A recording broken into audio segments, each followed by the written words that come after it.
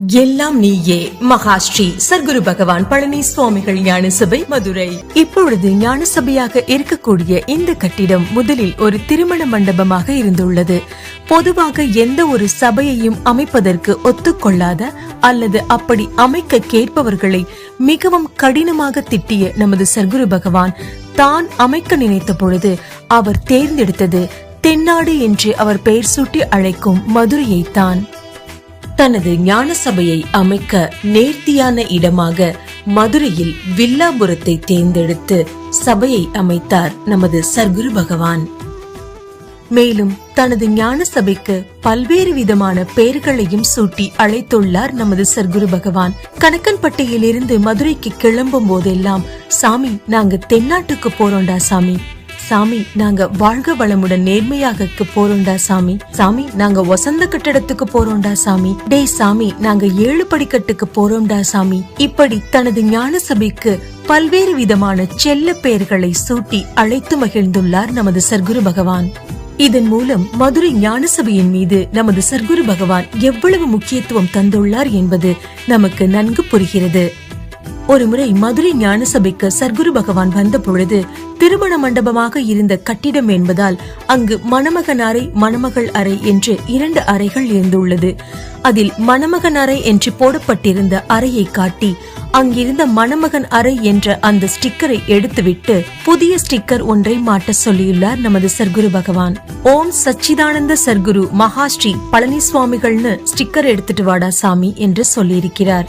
அவ்வாறு அந்த புதிய ஸ்டிக்கர் வந்தவுடன் மணமகன் அறை என்ற அந்த ஸ்டிக்கரை எடுத்துவிட்டு ஓம் சச்சிதானந்த சர்க்குரு மகாஸ்ரீ பழனி சுவாமிகள் என்ற அந்த புதிய ஸ்டிக்கரை ஒட்ட சொல்லி இருக்கிறார். அவ்வாறு அந்த ஸ்டிக்கரை ஒட்டியவுடன் சுசிசாமி என்பவர் இப்பொழுதும் மதுரை ஞான சபையில் இருக்கிறார். அவரிடம் அந்த அறையின் கதவில் ஒரு பூட்டை மாட்ட சொல்லி அதை பூட்டி அதன் சாவியை தனது ஜிப்பாவின் பாக்கெட்டில் போட சொல்லி இருக்கிறார்.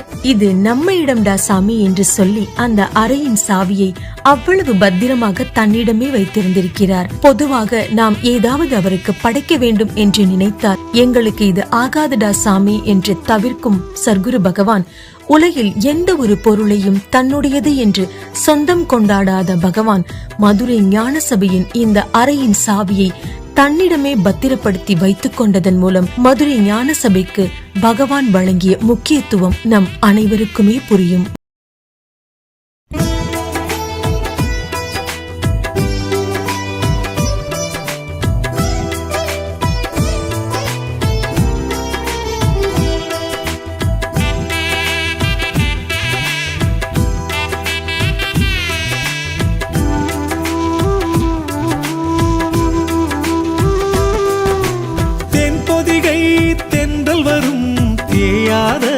திங்கள் வரும் தெய்வம் ஒன்று குருவாய் நிற்கும் தேவலோகம் என்று வரும். தென்பொதிகை தென்றல் வரும் தேயாத திங்கள் வரும் தெய்வம் ஒன்று குருவாய் நிற்கும் தேவலோகம் என்று வரும். ஆதிசிவன் அங்கையரோடு தேரில் வரும் மதுரையிலே, ஆதிசிவன் அங்கையரோடு தேரில் வரும் மதுரையிலே, அமரர் குலக்கொழுந்து கொலுவிருக்கும் சபையினிலே, அமரர் குலக்கொழுந்து கொலுவிருக்கும் சபையினிலே, தென்பொதிகை தென்றல் வரும் தேயாத திங்கள் வரும்.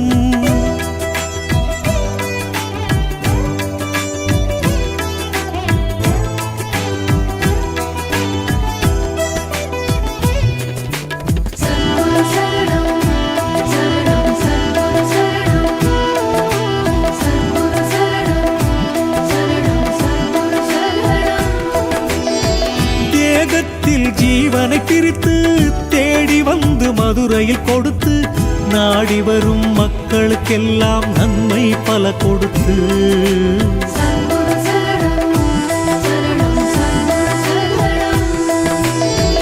தேகத்தில் ஜீவனை பிரித்து தேடி வந்து மதுரையில் கொடுத்து நாடி வரும் மக்களுக்கெல்லாம் நன்மை பல கொடுத்து, அன்போடு அறம் விதைத்து அறிவோடு ஞானம் வளர்த்து, அன்போடு அறம் விதைத்து அறிவோடு ஞானம் வளர்த்து சன்மார்க்க சேனை ஒன்று நீ உருவாக்கும் சபையினிலே தென்பொதிகை தென்றல் வரும் தேயாத திங்கள் வரும்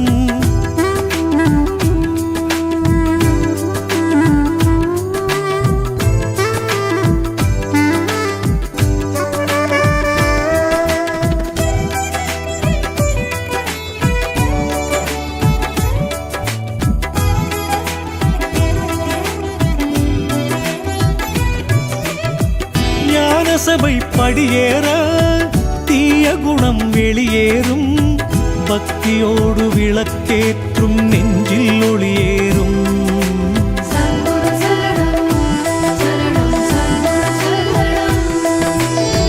ஞான சபை படியேற தீய குணம் வெளியேறும் பக்தியோடு விளக்கேற்றும் நெஞ்சில் ஒளியேறும் யுகம் கடந்த குருவேவும் அருள் நிறைந்த சபையேதான் யுகம் கடந்த குருவேவும் அருள் நிறைந்த சபையேதான் ஞானம் தரும் போதி மரம் வானம் தொட ஏணி தரும் தென்பொதிகை தென்றல் வரும் தேயாத திங்கள் வரும்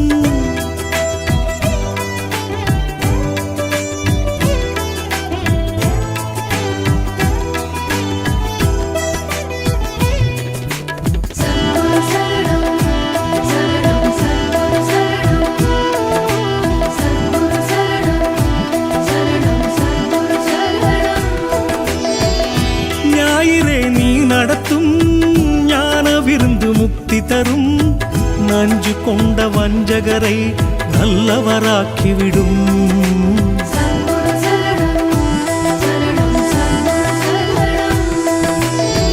ஞாயிறே நீ நடத்தும் ஞான விருந்து முக்தி தரும் நஞ்சு கொண்ட வஞ்சகரை நல்லவராக்கிவிடும் இறக்கும் முன் ஒரு முறையேனும் தெய்வத்தை கண் காண வேண்டும் இறக்கும் முன் ஒரு முறையேனும் தெய்வத்தை கண் காண வேண்டும் என்று எண்ணும் மனிதரெல்லாம் ஞான சபைக்கு வர வேண்டும் தென்பொதிகை தென்றல் வரும் தேயாத திங்கள் வரும்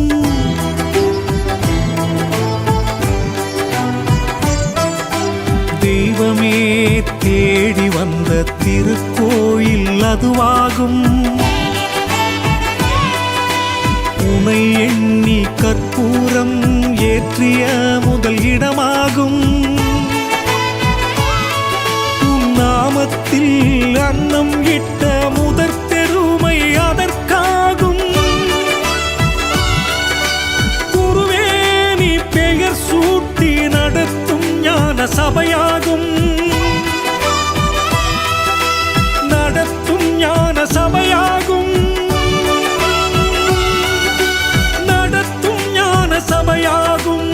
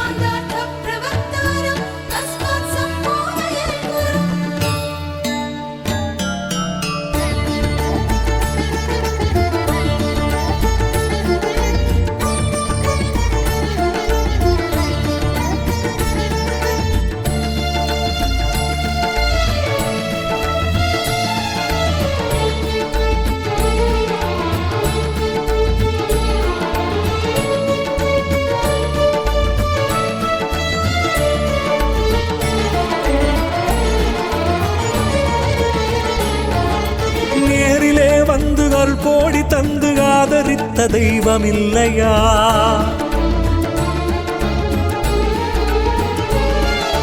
நேரிலே வந்து அருள் கோடி தந்து ஆதரித்த தெய்வமில்லையா கங்கை முடிசூடாமல் கண்ணில் ஒன்று கூடாமல், கங்கை முடிசூடாமல் கண்ணில் ஒன்று கூடாமல் நடமாடிய சிவமில்லையா? எப்போது வர வேண்டும், என்னென்ன தர வேண்டும்? எப்போது வர வேண்டும், என்னென்ன தர வேண்டும் என்பதும் கணக்கில்லையா? கணக்கன் பதினி இல்லையா? குருவே கணக்கன் பதினி இல்லையா? குருவே கணக்கன் பதினி இல்லையா? நேரிலே வந்து அருள் கோடி தந்து ஆதரித்த தெய்வம் இல்லையா? இல்லையா?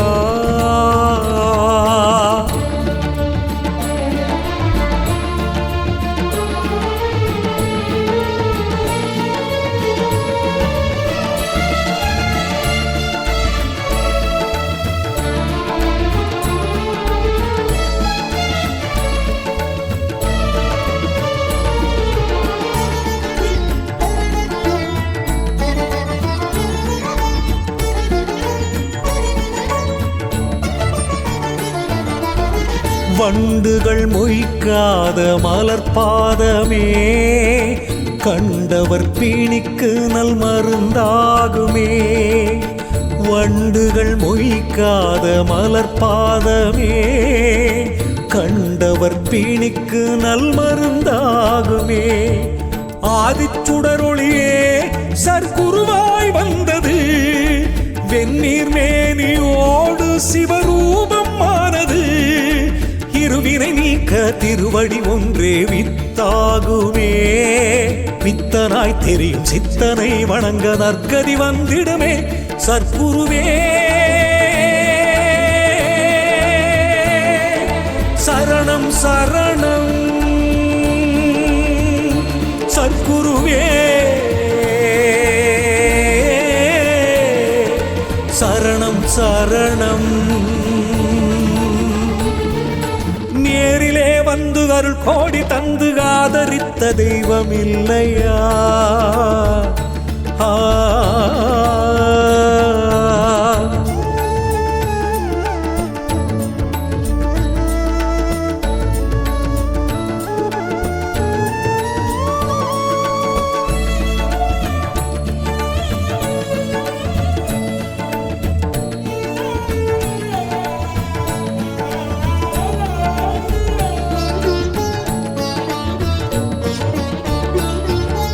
அழுக்கான உடல் கூட அழகான உன் திருக்கோயில் என நாடி குடி வந்தவன்.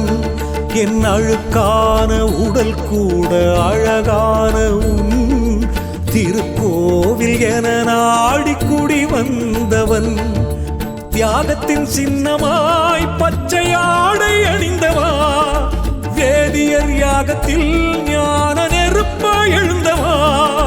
நாளை நடக்கும் நல்லதை நீயும் கனவில் சொல்லுவாய், கனவில் கண்டதை நேரிலே வந்து நடத்தி செல்லுவாய்.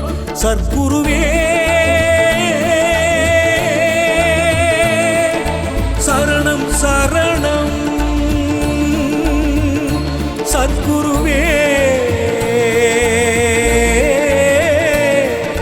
சரணம் சரணம்.